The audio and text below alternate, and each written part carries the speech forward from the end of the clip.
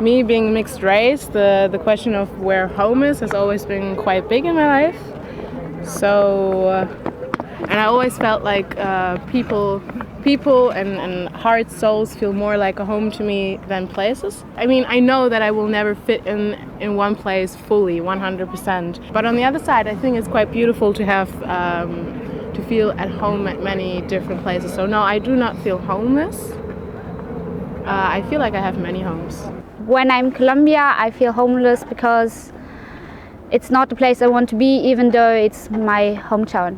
During the 2008 financial crisis in the United States, where the housing market collapsed and I lost half of my neighbors overnight. A heart wherein silence fills emptiness, dreams the dream of a hope in hopelessness. Among stolen thieves, under fallen leaves, a heart resides inside someone, homeless. A home whereof shadow flees consciousness, walks the walk of a time in timelessness, against the pride of a self-proclaimed prince. A home trembles inside someone, heartless. The heart can also be a home for people who don't know where their home is yet, who feel kind of lost. Reading a poem like this could inspire them to seek this home inside of themselves and their own hearts instead of a place on earth. Heart doesn't know ego and time and boundaries, and somehow even if you're homeless or you don't own nothing, someone may be in love with you, and love knows no boundaries. Describing myself maybe like a lost soul in a big world, you know, where you don't know where your place is. It doesn't feel tragic, it feels like reflective of sadness. It feels like when you take a long walk through like a forest or a park and maybe you like reflect on something, but maybe that's also the line about the fallen leaves. So that's kind of the image that comes to my mind. I think it's a very human feeling to feel like you don't belong anywhere, especially as you grow older and you change and you reflect on your own like identity and like sense of connection with other people. So I think like feeling alone and feeling homeless is something that everyone has to deal with at some points. A heart wherein silence fills emptiness, dreams the dream of a hope in hopelessness. Among stolen thieves, under fallen leaves, a heart resides in someone homeless. A home whereof shadow flees consciousness, walks the walk of a time and timelessness, against the pride of a self-proclaimed prince. Please start from the second stanza, please. Start again? Yeah, okay. All right. A home whereof shadow flees consciousness, walks the walk of a time and timelessness, against the pride of a self-proclaimed prince. A home trembles outside someone, heartless. A heart wherein silence feels emptiness, dreams the dream of a hope in hopelessness. It's the most beautiful part of it, because I think we are feeling hopeless a lot. Like silence fills emptiness. I think everyone knows that feeling. Dreams the dream of a hope and hopelessness.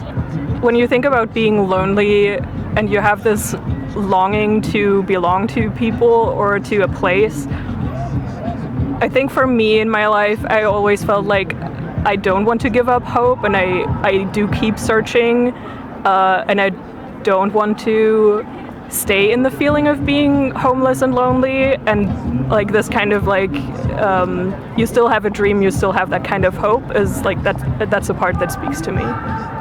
Walks the walk of a time in timelessness, against the pride of a self-proclaimed prince. Love is stronger than anything else, than oneself, your pride, other people's pride. It's like giving away your pride so that you can attain something more, the love of someone else. I feel like he feels like a self-proclaimed prince, because usually he's very confident in himself, and he Aren't you? A heart resides inside someone homeless. Because I come from a country where we have a lot of homeless people who land on the street, whether it be because of wildfires or because of not being able to afford the rent or the mortgage every month. You don't need to be rich or own anything or have a classical home to feel at home. It's very humanizing. It kind of reminds me of haiku, the way it's written in the syllables. I like the flow, and I think the wording is very evocative. Like, it's easy to have images come to mind when you read it. Little words, but you can interpret a lot of it, you know, so it's like just short words and short expressions, but you can like project it to so many different situations and feelings. And I like how you use opposites a lot. it reminds me of the movie maybe Fight Club. Well, I think the actor has self issues as well. He projects to be someone that he isn't and creates like an alter ego, and I think he too is lost in this world. So It's called Into the Wild, about a guy that leaves his whole life behind to go into the wilderness to find himself. He ultimately dies, sadly, but this kind of reminds me of it in the sense that it has a similar spirit to it. Visually divided into different stanzas. Each of them start with one single verse, and those expand as it goes, so the lines get a little bit longer as the poem proceeds. Comparison between the heart and the home, and to compare that, you start using a similar start. Having a heart and a home, having wherein and whereof, and then you proceed talking about the things that they give, like the hope and the hopelessness, and the dream, the silence that fills emptiness, which are beautiful things that you would like to have in your life. And in the part in the stanzas where you talk about the home, you have time and timelessness, and then you proceed to the pride of the self-proclaimed prince, which has more of a negative touch to it. The self-proclaimed prince, someone who sees themselves as a prince, but he isn't. And then you go on saying that this home would tremble outside someone heartless, drawing the connection to the first verse and concluding to the fact that a heart is needed to have a home, to feel at home. I see a man translucent with many heads of the same person, all looking towards, or looking somewhere, or nowhere, I don't know. Is this you? Mm-hmm. It is, yeah?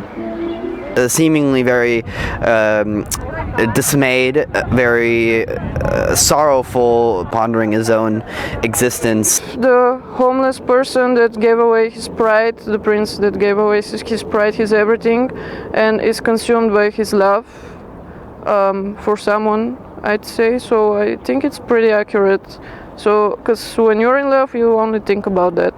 When somebody is in love, they have to give away their pride. This man would represent someone who might have found his home in himself, a heart in his heart, who feels at peace with himself, not aiming for as much materialistic things in his life. You can feel alone even though there are people around you, and you can feel hopeless even though there are people around you. I can see someone who's just sitting there and maybe thinking about life or about himself, and he sees all those different parts of himself. For example, different types of personality. Many parts of yourself inside of a whole self, and maybe feeling a bit fractured and not as a whole person, which would relate to like this, what I see as like a search of identity and belonging. You yourself should feel like a home to yourself, and you yourself should be your own home in a way.